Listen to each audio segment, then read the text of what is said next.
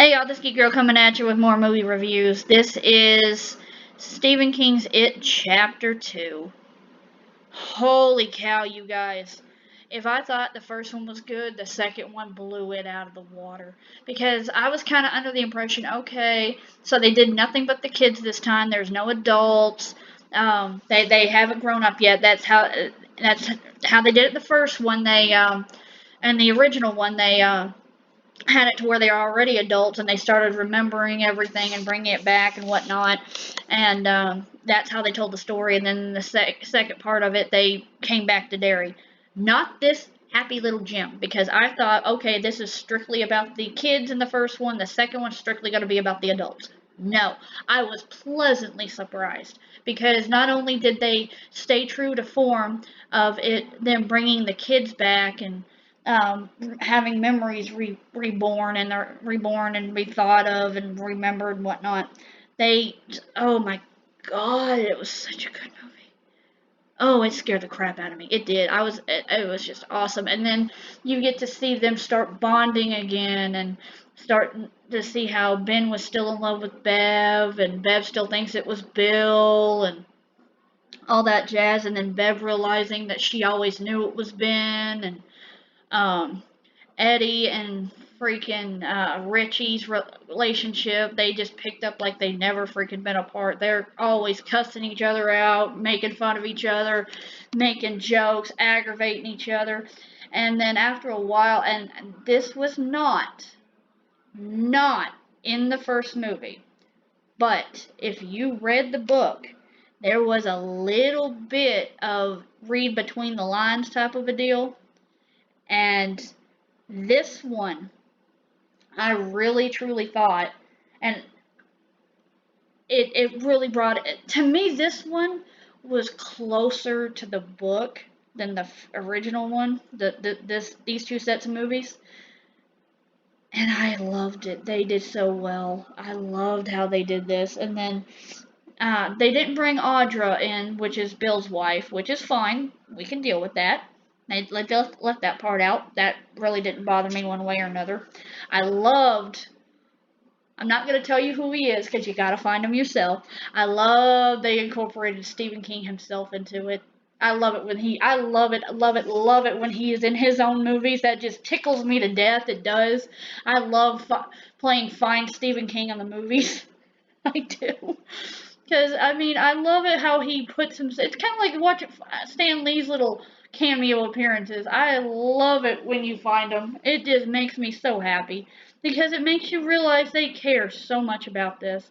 And I know what Steven said about this movie, about how he said this one turned out really, really well. And I cannot agree more. This is a 5 as well on my scare meter. These are some of my favorite movies now. I normally don't say that. Because I usually can't pick, but as for a horror genre, oh my gosh, this was so scary.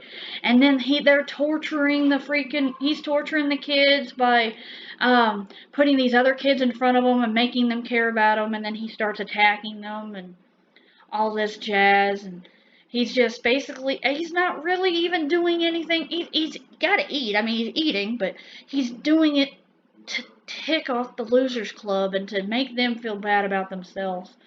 And then just the way they twist that ending, just twist it right back on him, making him be the bully and whatnot. And as always, I've got to find something to gripe about. I'm not mad about it. Well, I'm not happy about it. I'll say that. Remember how I said in the first one how they kind of skimmed over Mike? They didn't skim over Mike in this one. I'll give them that.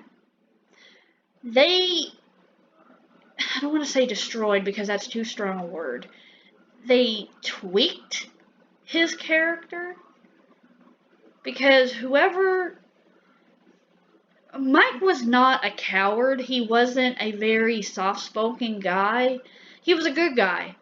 But how they portrayed him here made him seem like a little weak man who just never could get out of Derry, and just, I don't know. I mean, and oh, I went to, and I love that. I love how they freaking twisted it to where it was how you get his origins and how you see kind of where he came from and kind of what made him what he was and how he's been there for a couple million years and dealt with the people that were there on the land to begin with, Native Americans and whatnot, and how they decided they were going to take it over.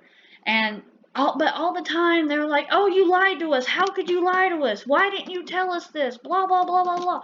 It's like, dude, he didn't lie to you. He told you to come home. He knew you weren't going to remember exactly what was going on, but when you hit town, you would remember. And then he became a weak little, but. Oh, it just broke my heart to see what they did to that character. But other than that, I have no complaints. I legit have no complaints. And my favorite part about it is how they kind of gave you a incentive and a kind of, not incentive, but kind of gave you an insight on how they're going to take it and make it something, make the third one. Because I was kind of, when I heard they were making a third chapter, I'm going, third chapter? Is he writing a new book? What did I miss? No. They set up the origins of Pennywise in this movie. And I couldn't be more excited for the third one. Oh my god. I was thrilled. I don't know what even to... I can't think. I'm so happy. I mean, it is just the coolest thing I've seen in a while of how they've done this. And they made it... when Bev goes and revisits the house that she lived in with her dad and he passed away and whatnot, now that one was kind of confusing too, because I thought she killed her daddy, but guess she didn't. I'm really not sure. They didn't really cover that. That's the thing. That's the thing. They leave out little details that make you like, huh? But I'm okay with that.